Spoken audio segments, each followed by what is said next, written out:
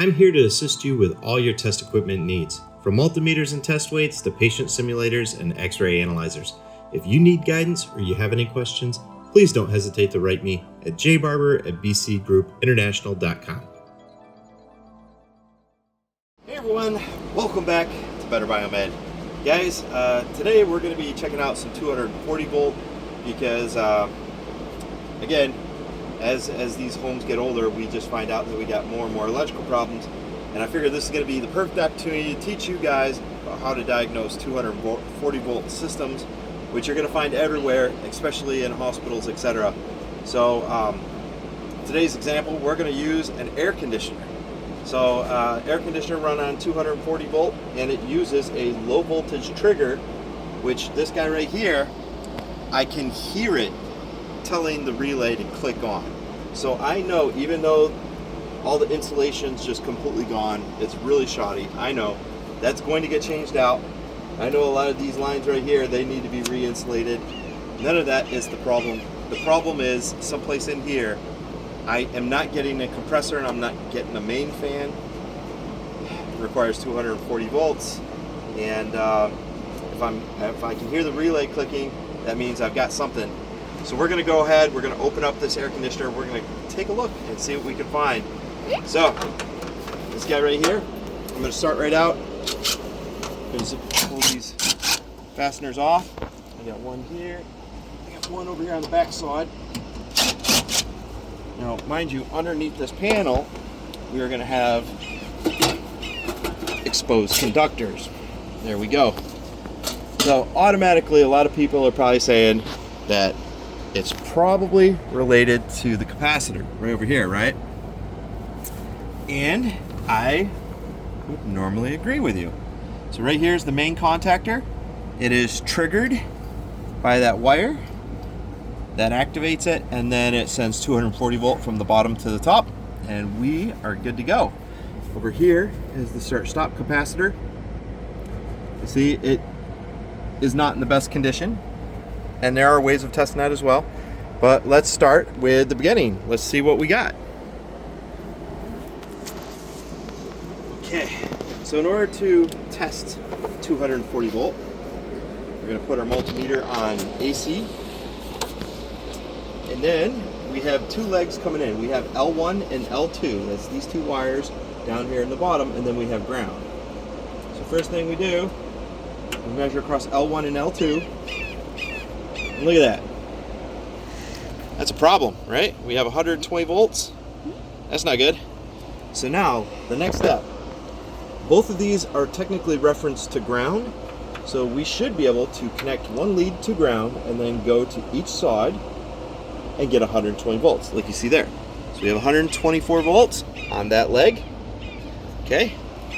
Now we're gonna switch over, and this is my black conductor, and I have 1.824 volts AC. Is that crazy or what? So I'm missing one of my legs of AC power, and now I got to figure out where that's gonna go. Now, on modern day houses, we have a disconnect box right here next to the air conditioner, and as you can see, I do not have that here. I have a poor install. Right here is the old wiring, goes up into the house, and then it goes over to the circuit breaker box, I believe. So our next stop, since we know that we're only getting one leg of our 240 volt, is we got to go over to the circuit breaker box, and we got to see if we have a disconnect over there. Hopefully it's a faulty breaker, or maybe a trip breaker. I guess we'll find out. All right, let's go and check out the circuit breaker. All right, folks, we're gonna come over here to the circuit breaker box. Excuse the noise, my neighbors have a HVAC unit around the other side of this wall, but I think we'll be able to diagnose this hopefully pretty quickly. I'm gonna set my multimeter up. I do have a non-contact pen, just in case. I know, guys, this is an old electrical panel. It is 20-some years old. Oh my God. And because of that, we're going to eventually get it replaced anyway. All right, you can see I have some questionable breakers. And It's been like this since I bought the house 5-6 years ago. So we have our mains. So these here are our 2 legs coming in, and probably the proper thing to do would be to measure between the 2 legs, make sure I didn't lose a leg from the entire house. All right. There we go, 247 volts. So I do have the power. Now, what these breakers do, as you can see, we have different buses inside. See these metal strips?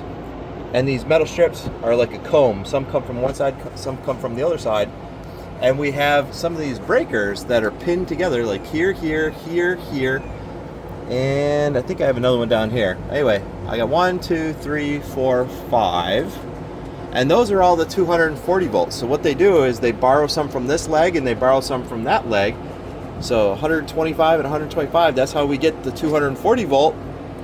And that's what powers the air conditioner. Well, that means that one of these is not doing the right thing. All right, so I have no trip breakers. They all look like they're not tripped. That doesn't mean anything. I get it. So now what I got to do is figure out if I have a loose terminal, which that one right there looks really suspect. So take a look. See that conductor, how it's like sitting out right there? All right, so that one's suspect. And what about some of these other ones over here? All right. Yeah, those 2 heavy conductors right there, those are suspect. See that? Right up there. So I'm questioning those. And the ones right beneath it, so I'm almost assuming that those 2 right there are going to be for my air conditioner. All right, so let's go ahead and let's check. I'm going to set my multimeter up so I can see it. And what I should have, okay, I wish there was a flat bottom multimeter so this would be easier. So if I check the outputs of these paired circuit breakers, oh, there's no way I found out in my first one, right? So across these 2, I should have 240 volts. And right now I'm showing 121 across those 2. These 2. 240 across those 2. Switch over to this one. There we go. And nothing across that one. That's interesting.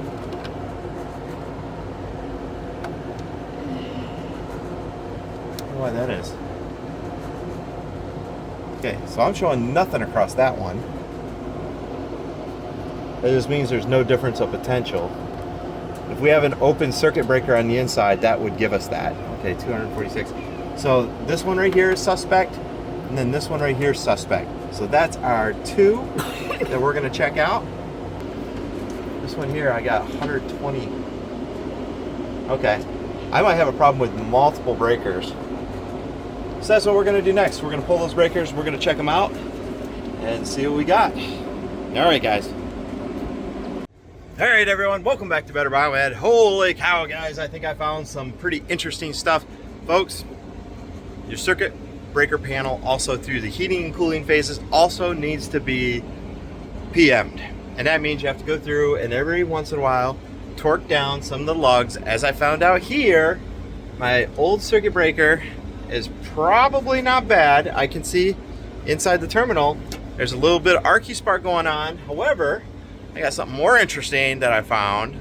Let's flip it around, take a look. Okay guys, take a look right here. These are the terminal wires I just took out, and yep, that black wire right there, you can see how it arcy sparked. That means it had a loose connector here, and I technically probably could have tightened it back down, but once you got arcy spark inside there and here, it's now a bad connection. So I have a whole other circuit breaker that has been purchased. It's going to be installed, and you can see right there how a circuit breaker joins actually one bus and the second bus. So that's how you get your 240 volts.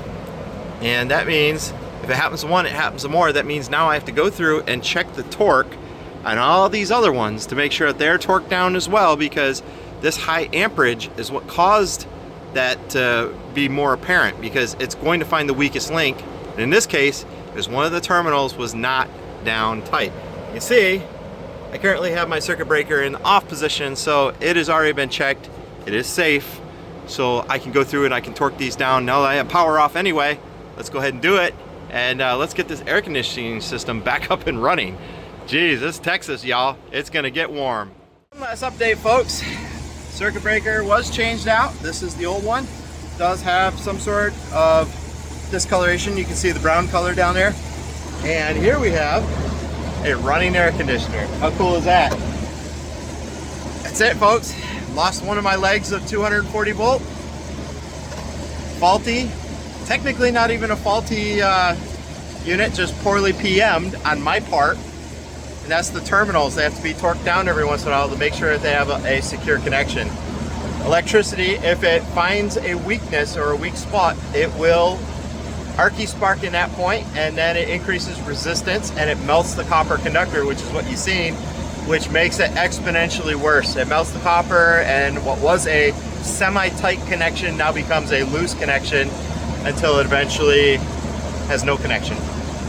There you have it, folks. Troubleshooting 240 volt. Thanks for watching. If you enjoyed this video, don't forget to give it a thumbs up and subscribe for more content. I'd love to hear your thoughts, so drop a comment below with what you'd like to see in future videos.